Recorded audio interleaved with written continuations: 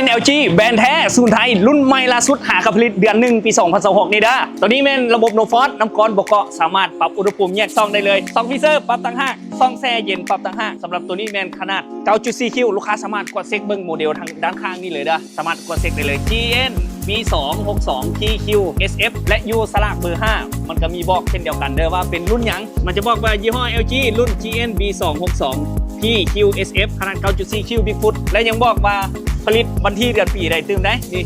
อันนี้ผลิตวันที่6เดือน1ปี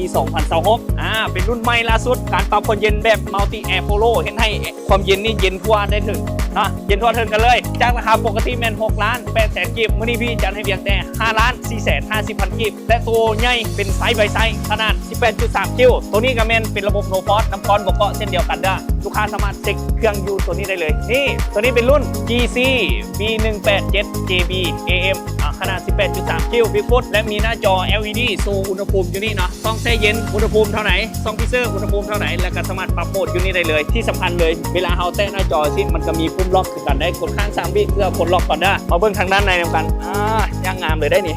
แกะกล่องใหม่ๆเลยเนาะตัวนี้เป็นแบบ Multi Air Polo เส้นเดียวกันเลยเบื้องซ้ายของพี่ตัวนี้จะเป็นซ่องฟิเซอร์ทั้งหมดและมันก็เป็นระบบโนฟอสนำได้บ่เป็นน้ำก้อนเกาะทั้ง2ข้างเด้อมีดอกไฟส่องแสงสว่างให้ทั้ง2เบื้องกันเลยจากราคาปกติ14 ล้าน5แสนกิบพี่จัดให้เพียงแต่11 ล้าน2แสนกิบเท่านั้นเด้อเครื่องใหม่มือหนึ่งรับประกัน1 ปี